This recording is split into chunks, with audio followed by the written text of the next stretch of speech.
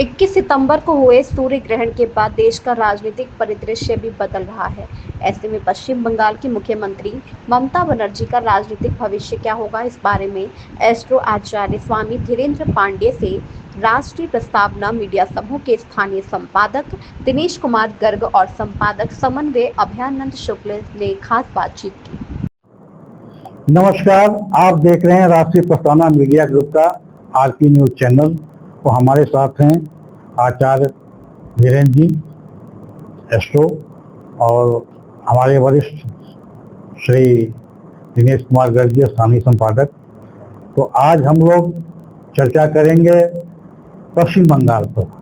पश्चिम बंगाल चूँकि 2026 ज्योतिष की दृष्टि से पश्चिम बंगाल चूँकि 2026 में चुनाव होने हैं, वहाँ भी राजनीतिक गतिविधियाँ शुरू हो गई हैं। पिछले कई सालों से ममता बनर्जी का वहाँ प्रशासन उनके टीएमसी का, लेकिन इधर एक डेवलपमेंट हुआ है। अभी हाल ही में वहाँ पर हाईकोर्ट बार का एसोसिएशन का चुनाव हुआ है और लगभग 10-11 सालों का उनका वर्चस्व तोड़ते हुए भाजपा समर्थक पैनल ने वहाँ पर बम्पर जीत दर्ज की है। हालांकि छोटा चुनाव है, लेकिन नहीं, वो खिचड़ी के बदले के चावल। हाँ, तो वो बड़ा, लेकिन मैसेज बड़ा दे सकता है क्योंकि पढ़े लिखे लोग होते हैं वो, और उनके हित में बदलाव जो है बड़ी बात होती है। तो आप इसको ज्योतिष की दृष्टि से इसको कैसे देखते हैं, वहाँ क्या स्थितियाँ रहने वाली हैं? देखिए, जो वेस्ट बंगाल की स्थिति है, चूंकि वो पश्चिमी बंगाल है, पश्चिमी बंगाल का नाम से हुआ कन्या राशि। अभी एक जो ग्रहण पड़ा है 2 दिन पहले 21 सितंबर को कन्या राशि पे पड़ा है, इसका बुरा असर जो है पश्चिम बंगाल पे जाएगा। तो जो सत्ता में पार्टी है ममता बनर्जी की, उसके खिलाफ जो है धीरे धीरे जन का असंतोष बढ़ेगा, पब्लिक अनरेस्ट बढ़ेगा और इनकी जो ऐसी पॉलिसीज होंगी जो बैकफायर करेंगी, उसके कारण से भी इनको नुकसान होने का योग दिखाई पा रहा है। तो जो 2026 का चुनाव है, 2026 के चुनाव में ममता बनर्जी के पराजय का योग है और वहां पे भाजपा के सरकार बनाने का योग दिखाई पा रहा है। और पश्चिम बंगाल इस बीच में अभी चूंकि कुछ महीनों तक ये ग्रहण का असर रहेगा और जो अन्य ग्रहों की स्थितियां पश्चिम बंगाल की, उसके हिसाब से भी पश्चिम बंगाल में आप देखिएगा कि अभी थोड़ा सा जनता में आपस में टकराव, कम्युनिटीज में टकराव, थोड़ा दंगे जैसी स्थिति, ये सारी चीजें भी होने का दिखाई पा रहा है। तो पश्चिम बंगाल की स्थितियां अभी बहुत अनुकूल नहीं है आने वाले किसके लिए, मतलब ममता के लिए, वहाँ की जनता के लिए भी, क्योंकि वहाँ पे जो विकास की गति है वो भी धीमी होगी, जन असंतोष बढ़ेगा और राइट्स होने के भी योग है कम्युनिटीज के बीच में। तो लॉ एंड ऑर्डर की स्थिति भी वहाँ खराब होगी, क्योंकि सत्ताधारी पार्टी अब कुछ ऐसे निर्णय लेगी जो किसी को फेवर कर रहे होंगे और किसी को नुकसान कर रहे होंगे, जिसका की लॉस जो है हो जाएगा, जनता का असंतोष बढ़ेगा। तो पश्चिम बंगाल की स्थितियां खराब है और ममता बनर्जी जो आगे 2026 में चुनाव होने जा रहा है, वहां पे इस चुनाव को हार जाएंगी और भाजपा के वेस्ट बंगाल में अगले चुनाव में चुनाव जीतने का योग है। और जब थोड़ा चुनाव के डेट्स डिक्लेयर होंगे, हम लोग उसको और कैलकुलेट करके आप लोगों से वार्ता होगी तो हम और एक्यूरेट देंगे। अभी चूंकि वह चुनाव के डेट्स डिक्लेयर नहीं हुई है, लेकिन जो भाजपा की कुंडली है, जो ममता बनर्जी की स्थिति है पश्चिम बंगाल की है, जो करंट हमारे पास डाटा, उसके हिसाब से वेस्ट बंगाल के चुनाव में ममता के हारने का योग है।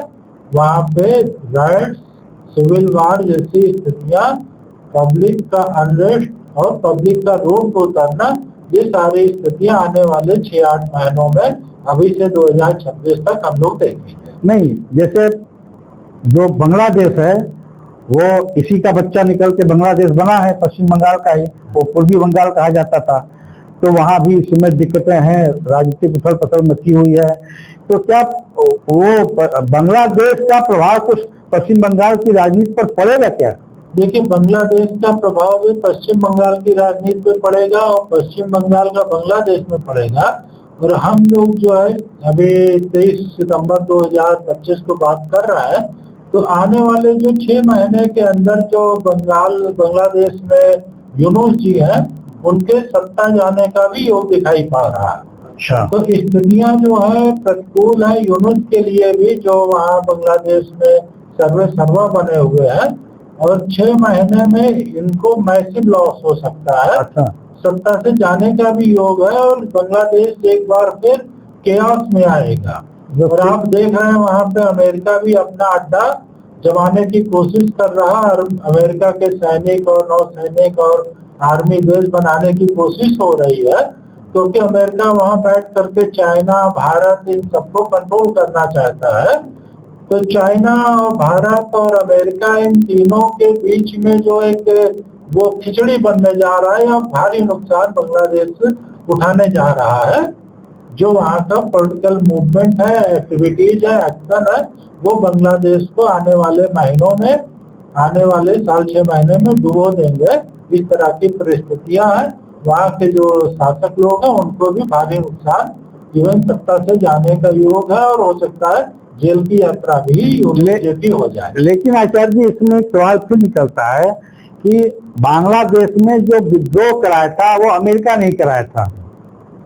आचार्य जी, इसमें एक सवाल ये आता है कि बांग्लादेश में विद्रोह तो अमेरिका ने ही कराया था, और यूनुस जो है उन्हीं के आदमी बताए जाते हैं कि अमेरिका से भेजे गए थे। तो अगर उनकी सत्ता जाती है तो अमेरिका की सत्ता चली जाएगी, तो अमेरिका को फिर कौन सपोर्ट करेगा उनके अलावा? देखिए, चूंकि अमेरिका वहाँ पे बेस बना रहा है, और अमेरिका के टक्कर की पावर धीरे धीरे चाइना भी है। नहीं, मेरा सवाल नहीं समझ पाया आप। मैं कह रहा हूँ कि अमेरिका ने ही उनको अपने यहाँ से पराजित करके भेजा था, अपने आदमी को जाने देगा। हाँ, तो अपने आदमी को क्यों जाने देगा? देखिए, अमेरिका ने अचानक जो विद्रोह करा करके और जो हसीना को हटा दिया, लेकिन परिस्थितियां लगातार बदल रही है, जनता सफर कर रही वहाँ पे। बांग्लादेश जो है भारत से ज्यादा तेज उसकी जीडीपी बढ़ रही थी जब हसीना थी। अब उसकी जीडीपी नहीं बढ़ रही है उस रफ्तार से। जनता की आय बढ़ रही थी, उनका बिजनेस था, बिजनेस ग्लोबली एक्सपोर्ट हो रहा था। तो इससे ट्रम्प को क्या फायदा, अमेरिका को क्या फायदा होगा? अमेरिका नहीं गिराएगा, बांग्लादेश की जनता सरकार गिराएगी, पब्लिक विद्रोह। और दूसरी चीज, जो भारत की एजेंसियां हैं चाइना की, वो सब भी तो एक्टिव ये लगी हुई है ना। तो इस कारण से जवाबी कार्रवाई होगी। वो अमेरिका की कठपुतली सरकार है। जैसे अभी एक दिन पहले आपने बताया था कि अमेरिका इस वक्त गलत निर्णय लेगा, तो एक गलत निर्णय उन्होंने लिया कि अपनी फौज वहां दी, उसका एक कंसुलेट वहां पे ढाका में पोस्ट हो गया। हो सकता है इस बात से कल बांग्लादेश लोग भड़क जाए, कुछ और फौज जाए और लोग भड़क जाए, एक कोई और बात हो जाए और अमेरिका के खिलाफ खड़े हो जाए, तो इसका मतलब अमेरिका का वर्चस्व खत्म होने वाला बांग्लादेश, ये कह सकते हैं? अमेरिका का ग्लोबली भी वर्चस्व आने वाले 5-7 वर्षों में कम हो जाएगा। अच्छा, अमेरिका जो है एक साथ आधा एक दर्जन दुश्मन बना रहा है। चीन उसका दुश्मन है, चाइना दुश्मन है, भारत को भी उसने बना लिया है, यूरोप को भी वो धमकाता रहता है व्यापार के मुद्दे पे। अभी वो जो है अमेरिका की एक ही पॉलिसी है कि जैसे ऑक्सीटोसिन का इंजेक्शन लगा करके और दूधते हैं, तो पूरे वर्ल्ड के कंट्रीज को वो दूधने के मूड में है, और हर कंट्री भड़क रहा है। जापान भी उससे नाराज है। उन्होंने जापान से कितने $बिलियन मांगे थे कि 5 साल 10 साल में आप इन्वेस्ट करेंगे, और उसके कारण से जापान को भी प्रॉब्लम आ रही थी, वहाँ पे सत्ता बदल गई है। तो इस कारण से अमेरिका जो है डिक्लाइनिंग पावर है, धीरे धीरे उसका वर्चस्व विश्व में कम होगा, और एशिया उभर रहा है। और आप देखिए, परचेजिंग पावर पैरिटी के आधार पे वर्ल्ड की जो 4 बड़ी इकोनॉमी है उसमें 3 एशिया में है, भारत है, चीन है, जापान है, और अमेरिका आगे है बस थोड़ा सा। परचेजिंग पावर पैरिटी ज्यादा एक्यूरेट है, और परचेजिंग पावर पैरिटी के आधार पे अमेरिका से ज्यादा परचेजिंग पावर पैरिटी के आधार पे जीडीपी चाइना की है। और 5-7 2038 तक 10 वर्षों में अभी की जो परिस्थिति रहेगी उसके हिसाब से भारत अमेरिका को क्रॉस कर देगा परचेजिंग पावर पैरिटी के आधार पे 10 वर्षों में। 12 वर्षों में, ये IMF वगैरह कह रहे हैं। और अगर ये सेल्फ गोल ऐसे करते रहे, डिस्ट्रक्टिव पॉलिसीज में रहे और अमेरिका की कुछ स्टेट से टूट के अलग हो गई, क्योंकि वो यूनाइटेड स्टेट्स उनकी अकेले पावर है, क्योंकि 50-60 स्टेट्स उनकी जुड़ी हुई है, वो अलग होने लगेगी तो उनकी पावर कम होती जाएगी, GDP कम होती जाएगी। जैसे USSR अलग हुआ तो यूक्रेन तो खिलाफ हो गया ना रूस के, युद्ध लड़ रहा, ऐसे अमेरिका के स्टेट अलग होंगे तो पता चला अमेरिका के खिलाफ युद्ध करने लगेगी 10 वर्षों में। तो अमेरिका जो है करंट आधार पे, ये IMF का कहना है कि 2038 में भारत अमेरिका को पीछे छोड़ देगा परचेजिंग पावर पैरिटी के आधार पे, और चाइना आज भी PPP के आधार पे आगे है। और एशिया 4 जो बड़ी कंट्रीज है वर्ल्ड की परचेजिंग पावर पैरिटी में, 3 एशिया की है, भारत, चीन और जापान। तो इस कारण से जो है अमेरिका का वर्चस्व निश्चित रूप से कम होने जा रहा है। अमेरिका की दादागिरी जितनी भी वो चल पड़ी, उनकी 3 ही इंडस्ट्री थी, ऑयल इंडस्ट्री, तो अभी इलेक्ट्रॉनिक व्हीकल्स आ रहा है, ऑयल इंडस्ट्री का इंफ्लुएंस कम होगा, डिफेंस इंडस्ट्री, तो डिफेंस इंडस्ट्री भी अब जो सारे कंट्री वार लड़ते इकोनॉमी सबकी डिप्रेशन में, कौन उसमें पैसा लेगा। और तीसरी जो फार्मा इंडस्ट्री है, तो फार्मा में इंडिया का आगे बढ़ रहा है, चाइना का आगे बढ़ रहा है, बहुत बढ़िया हम एक्सपोर्ट कर रहे हैं, आगे और बढ़ेगा। निश्चित रूप से अमेरिका डिक्लाइन कर रहा है और एशिया राइज कर रहा है, इंडिया, चाइना और बिग कंट्री अब आगे। तो कुल मिलाकर यह है कि बांग्लादेश और पश्चिम बंगाल की राजनीति का प्रभाव जो है बांग्लादेश का पर पड़ेगा ही। तो ठीक है, फिर आज की चर्चा यहीं विराम देते हैं। आगे फिर किसी चर्चा में आपके साथ शामिल होंगे, तब तक के लिए नमस्कार।